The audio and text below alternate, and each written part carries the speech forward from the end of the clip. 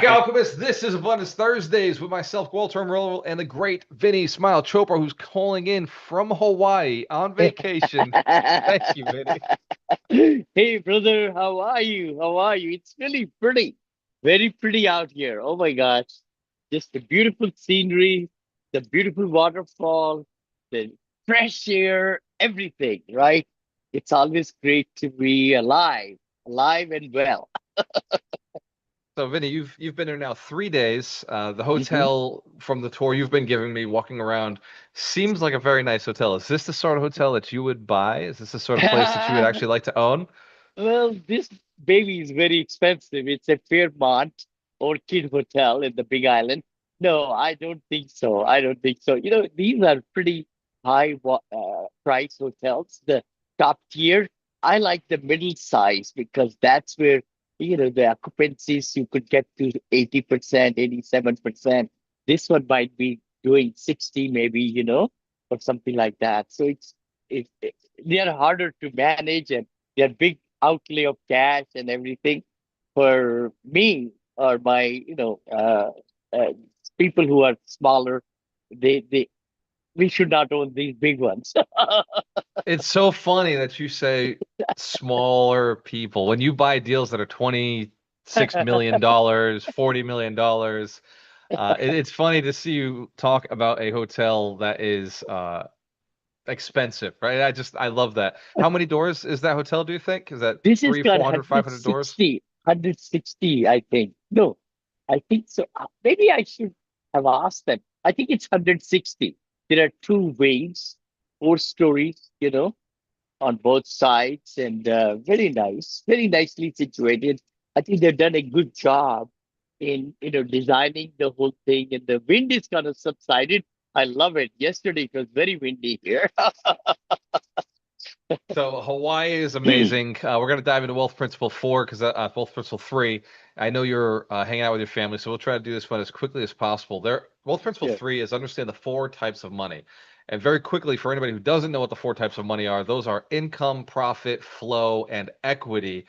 And we're going to go through each one of them today. Vinny has done, you name a business, he's done it. You name a business, he's touched it, he's been invested in, he's used it, leveraged it.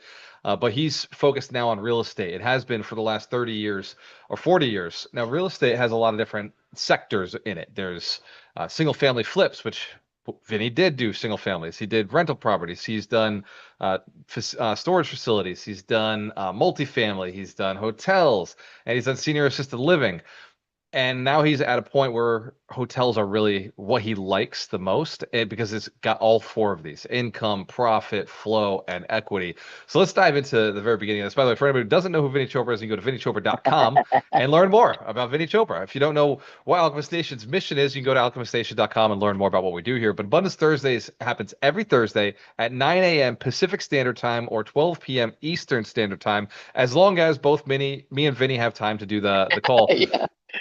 Income is where most people stop, Vinny. So most people don't go past income. So let's talk about that one because it's the quickest we should be able to get through. How do you why do most people stop at income? Income comes in, they work a job, and then they never do any kind of investment. They never own businesses. Uh, why is income so important, do you think, to broke people? And where does it stand in your world? Like, It, where do you put I income? I would say, income is definitely it's the security. It's the lifeline. It's to pay the bills, right? You've got to have good qualification and good job, W2 job, I call it. It could be also entrepreneurship and everything. The key thing is it it pays the bills. You got security and things like that. But people get so consumed with all the work we put in 8 hours, 9 hours, whatever it is. We are so tired, we are stressed out. Then we don't think about other forms of income, other forms of money, which we're going to talk about today. You're right. It pays the bills, but it should Yeah. never be the end goal. That's one of the notes you No. sent me this morning. So Yeah. you said treat every dollar like an employee. Make sure it works harder than you do. One of the hacks you put in here is set a weekly income check-in on Sundays. Review every income stream for growth opportunities. Sunday's the day I use. I know you use Fridays. So very cool that you check things in. Number two stream of income is profit, where wealth actually begins. What is the difference between income and profit? Well, see, the thing is, when you earn the money, you're able to spend money, expenses go out.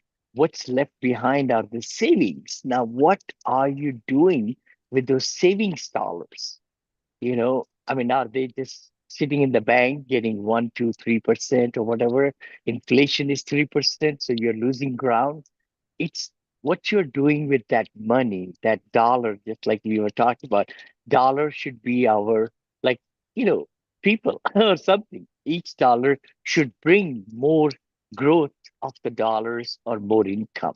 So the income comes by investments into, investing into accounts, investing into uh, properties, I mean, we are into real estate. You and I are knee deep into real estate, but there are other ways to also make your money grow, right? In stocks and cryptos and all the different things, right? One can do. And I'll add one of the Yeah. definitions I've seen from profit is business. Yeah. Profit comes from a business. It's something that is operating without you Hmm. that generates profit. Profit Yes. is, it could also be dividends, right? So something that exists that is giving you money that you didn't have to put anything in or you didn't have to do much for. Profit is business revenue. Now, one of the notes you did send me is revenue is vanity, profit is freedom. You Yes. suggested cutting waste, simplifying, outsourcing, delegating the $10 tasks so you can focus on the $10,000 tasks. Profit is not accidental, it's intentional and engineered. So that's something Yes. important for business owners to understand that profit should exist in every business, but it does not. Revenue is not the same as profit. And I hear that a lot with real estate investors, especially.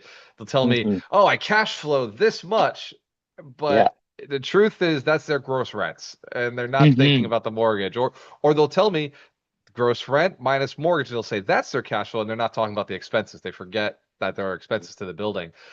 So profit would be true cash flow. For anybody who's listening, we'll call it profit. True cash flow comes afterwards. The next one is flow. And so for a lot of people, they know this as there's a certain amount of money that has to be in your bank account because that's the bills that are coming out every day. Yeah. Entrepreneurs, real estate investors, we know the mortgage comes out, the insurance comes out.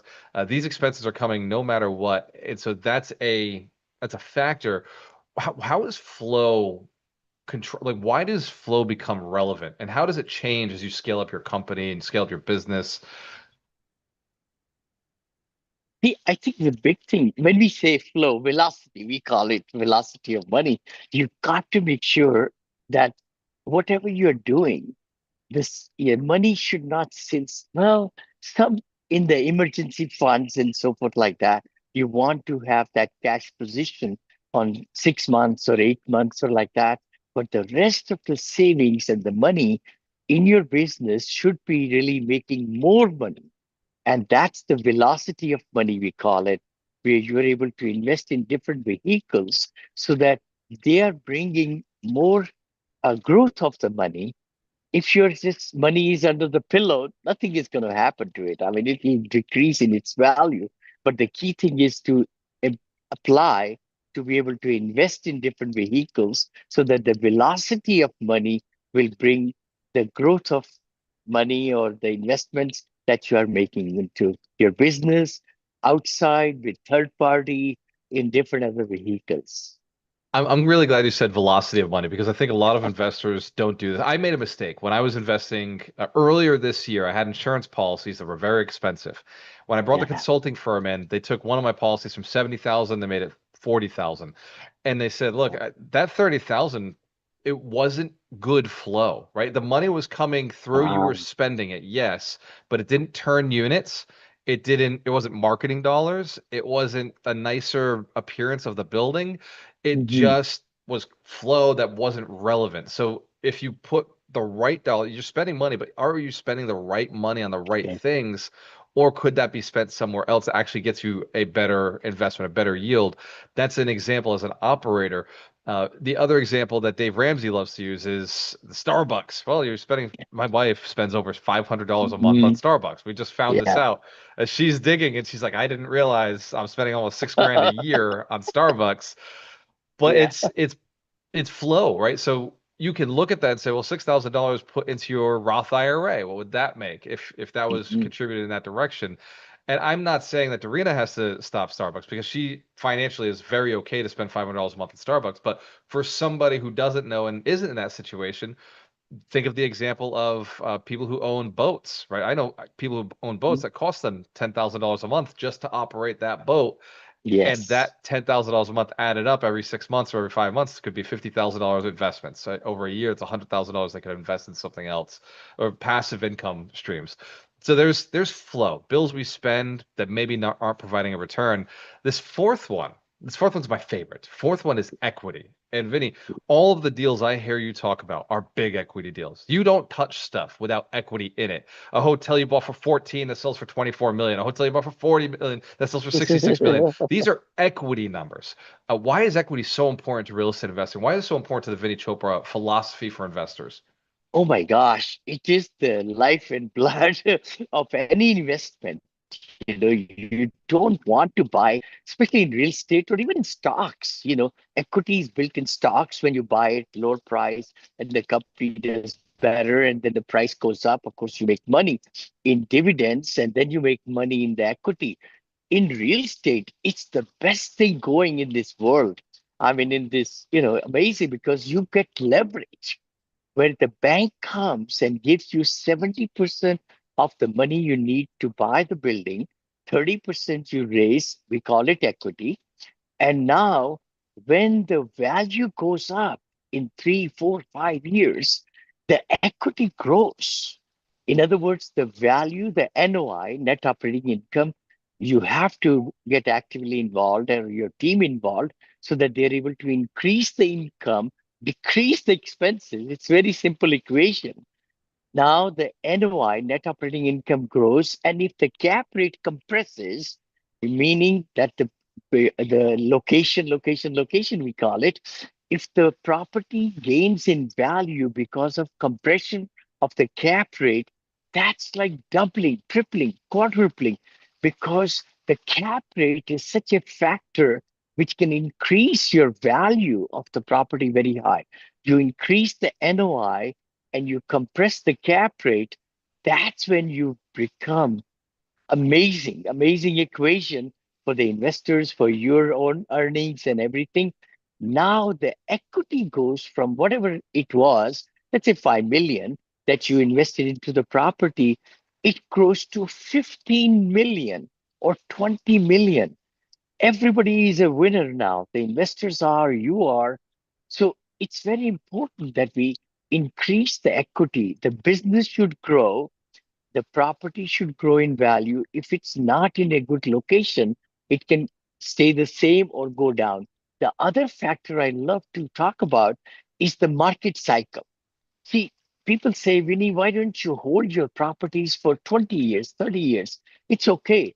But every 6, 7 years, the property, it's a market cycle. The properties go up, then property go down, then up, then down. It may increase in value, but it's going to go down also when things happen. Anyway, it's a long answer, but equity growth is the key to success in building legacy wealth. It's a long answer, but it's the right answer. So for anybody listening right now, what Vinny just described is the market cycle. So real estate does not just go up into the right. Yeah. There are four stages. I learned this from one of Vinny Chopra's PowerPoints in one of the slides that he actually has to all of our mastermind members. He gives it out.